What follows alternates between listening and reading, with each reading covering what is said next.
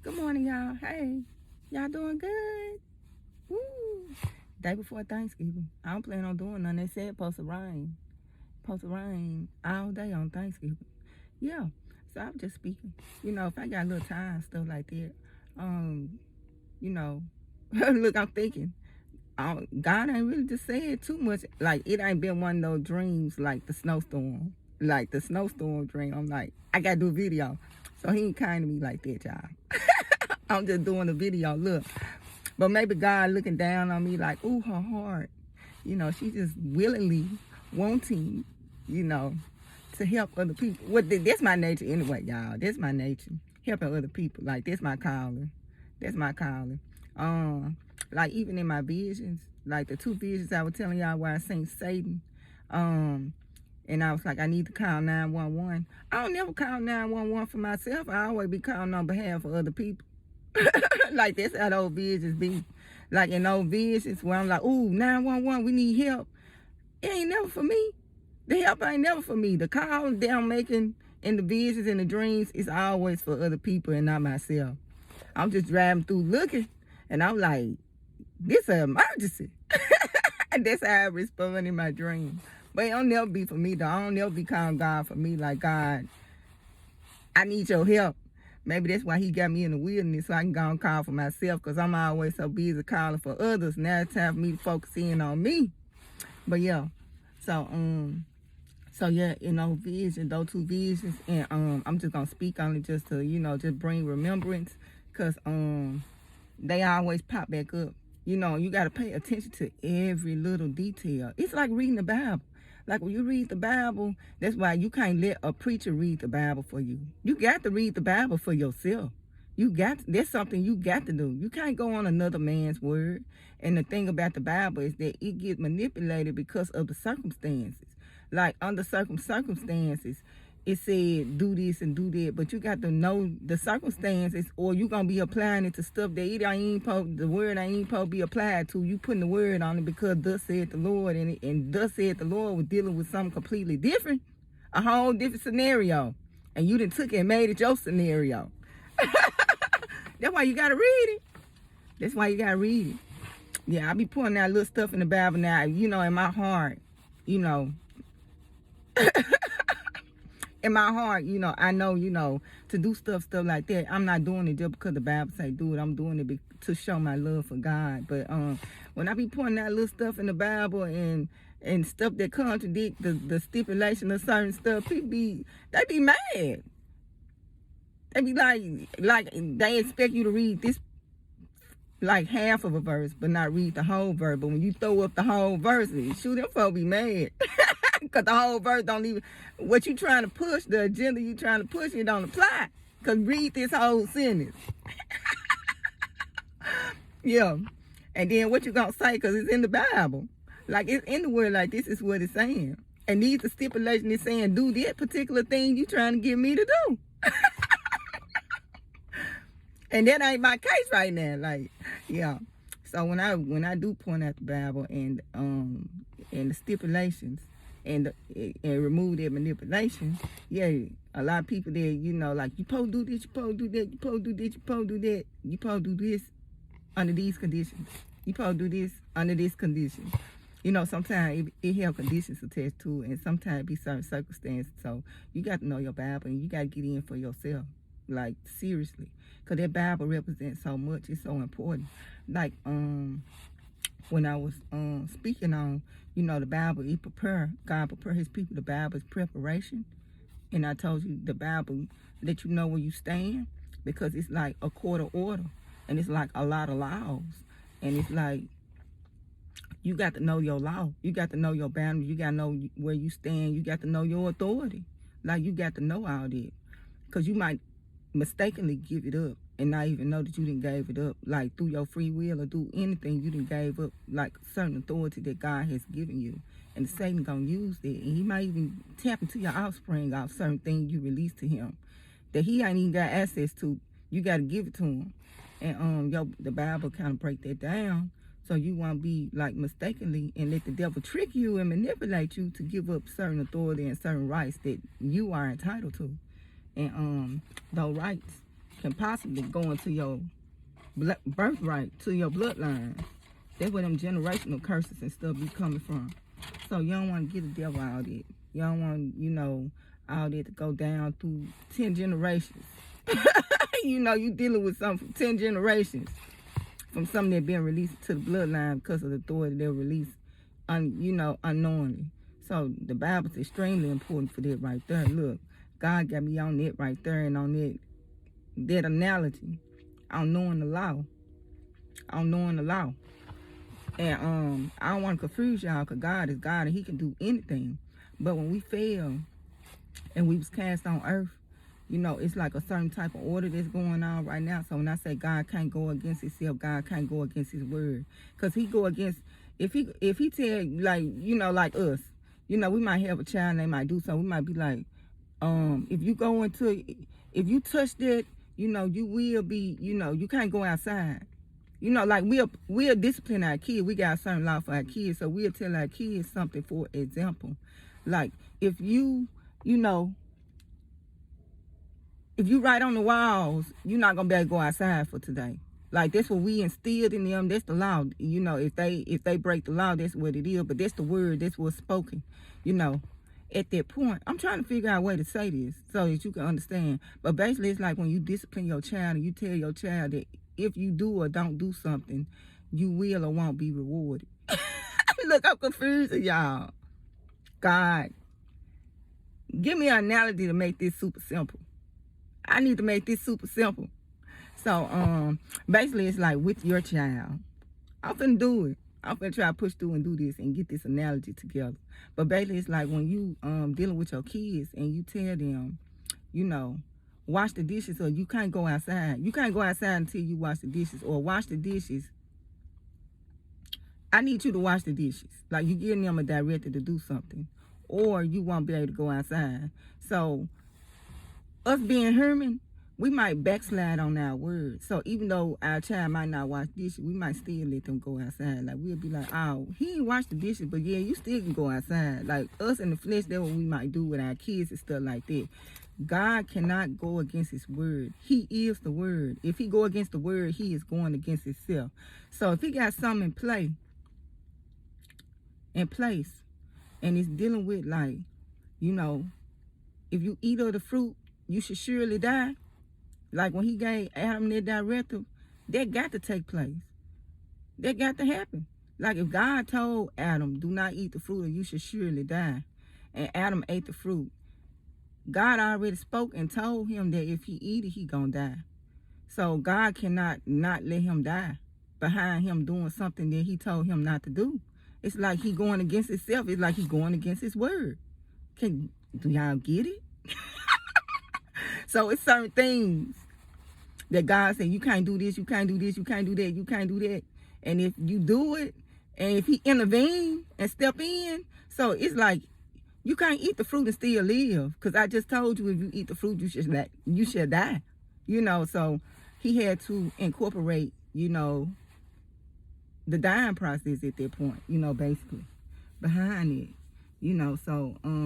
So it's like he can't go against himself. So when he speaks something, he pretty much got to go through the motion or whatever is attached to it at that point. So that's what I mean when I say God can't go against himself. Like sometimes he want to step in a situation dealing with certain people, stuff like that. But him stepping in a certain situation because you release authority to Satan, he might be contradicting and going against himself, and he's not going to go against himself. Now, what he has done to kind of override and bypass the process, he sent his son. He sent Jesus. So he sent his son to like kind of counteract and kind of go through all the loops that he couldn't go through because he'll be going against himself. So he been sent, boom, let me send my son so my son can break all these laws and I can kind of step in and save y'all, because everybody destined for hell.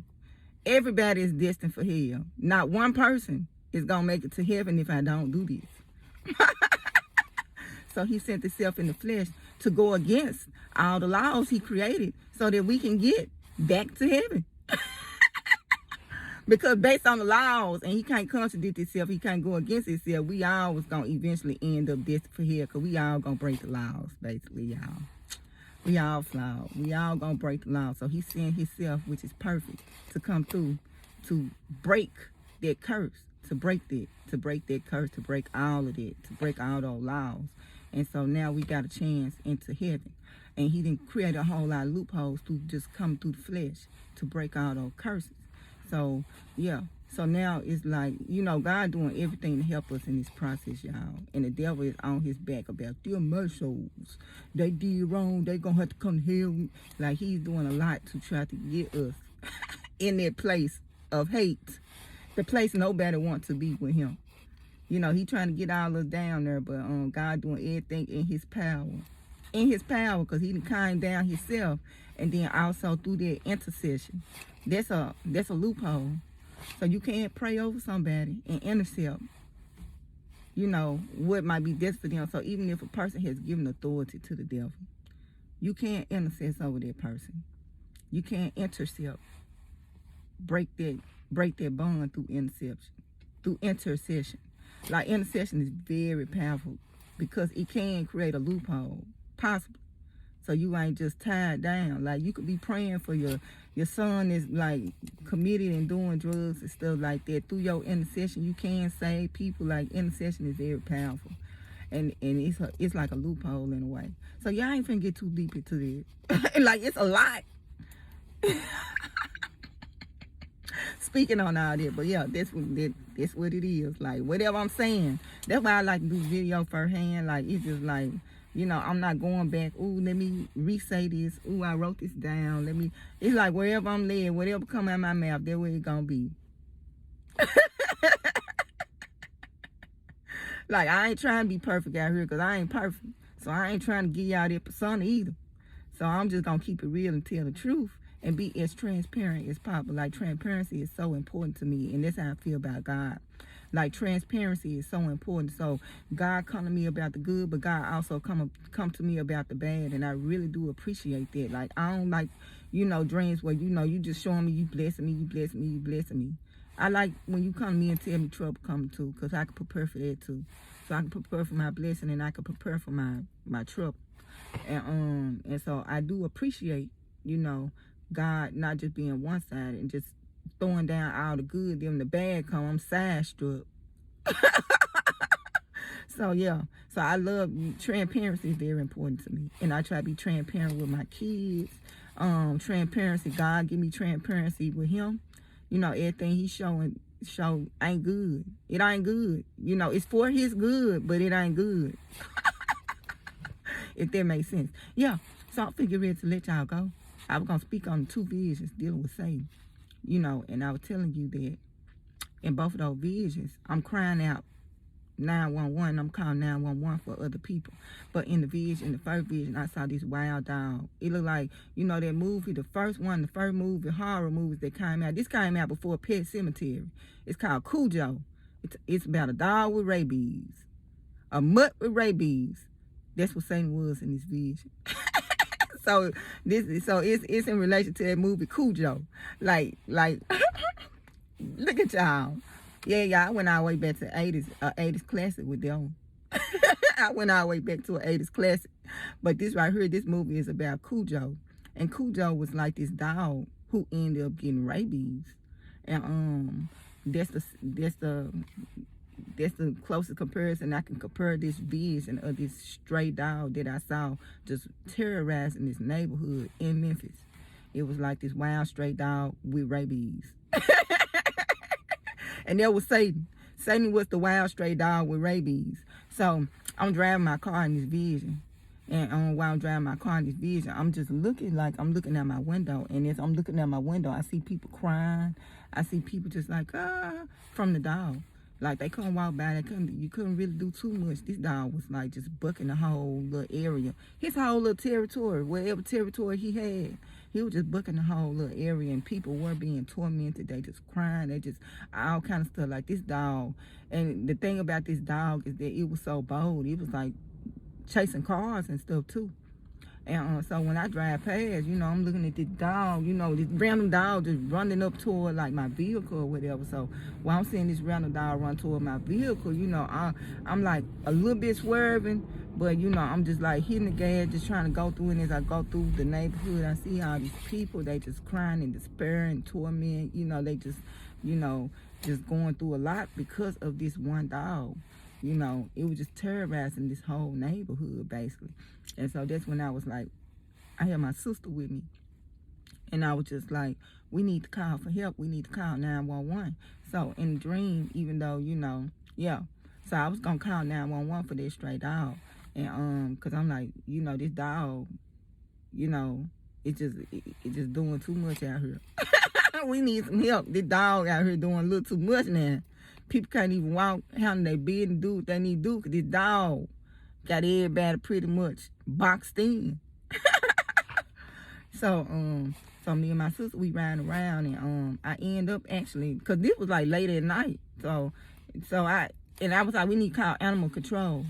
Like, we need to call for help. One way or another, I end up reaching out, and I end up getting like a response. Like somebody actually ended up picking up the phone, calling. And by that time, even though I'm driving through this neighborhood, by the time I got through talking to the 911 or whoever I was talking to, even though I never changed my course of direction, I was actually driving back toward the direction I came from. So I was going back to the people. So while I'm driving, I'm like looking, and I see myself going back into the direction that I just came from with the people. So I was just like, well, I just let the people know help is on the way. So that's what I said. So I'm driving back into like where all the people are being tormented at, and I'm actually telling the people, help on the way. I called for help, so help on the way.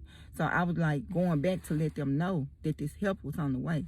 So when I'm going back to let them know this help is on the way, that's when I think I see that dog attack a man.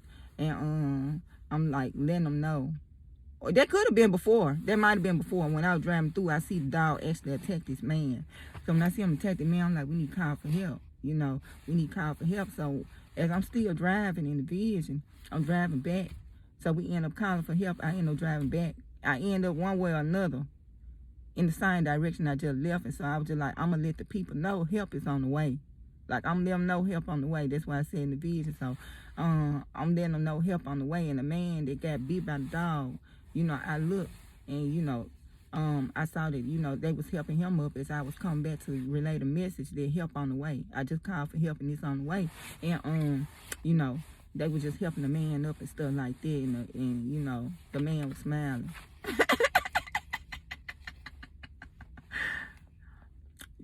I'm like trying to leave some parts out of it. But that basically what was going on. And so, the man was smiling at me. The man was smiling. As I was coming back, the man smiled as I was telling the people it's help on the way. And that was the first vision. But the thing about that vision was I was in a vehicle, so I had a form of protection around me. Satan can't touch me right now. I got a form of protection around me.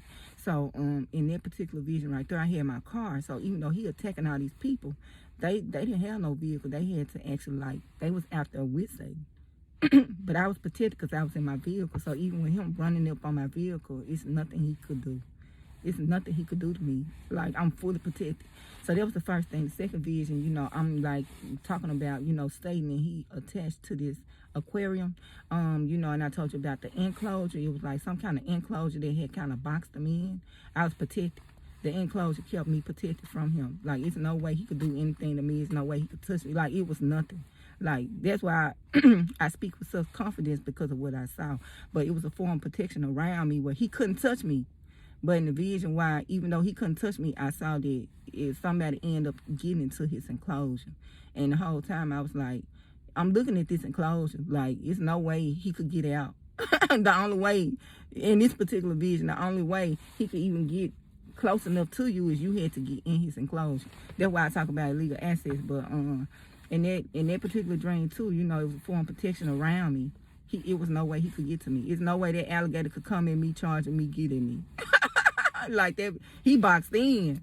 That's why when I was like, he boxed in. Yeah, he's boxed in. So it's a form of protection around me too. Oh, against Satan. Satan can't touch me right now. Like, it's a form of protection around me. And you know, I just seen him the third time, you know. But you know, I just told you he was just slithering around. You know, he was just slithering around in that dream. So it's a form of protection on me. So I don't ever be scared like everybody else be screaming, crying and stuff like that. I don't have that reaction. You know, and I know it's due to the protection in God and what He got on and around me. That's why. But yeah. So that's why I was really gonna place emphasis on. Like, it was a form of protection on me and around me in those visions. So even though I'm seeing Satan and he devouring a man whole, and I was crying out, I was like, we need help because it's 911. You know, this alligator eating this man. Like, it's never nothing dealing with me personally. Like, my cry out to God don't never be me, something going on with me. It don't be other people I'm seeing, and I be like, we need help. We need help. God, we need some help. This man getting is something. Satan devouring this man, eating this man whole. We need some help right now. It always be for other people. So, you know, the analogy of everything is like starting to come to me. You know, the analogy and the symbolism of everything. So yeah, I'm gonna talk to y'all later. Yeah. Look, I always like at the end of the video, I'll be like, oh, I'm gonna talk to y'all later. I do got a lot to do today because this is Thanksgiving, the day before Thanksgiving. So, you know, a lot of stores and stuff like that take my kids to get stuff they need and just try to clean up, get situated. So I do have a full day ahead. And y'all just enjoy y'all day. And I hope to talk to y'all soon. And yeah.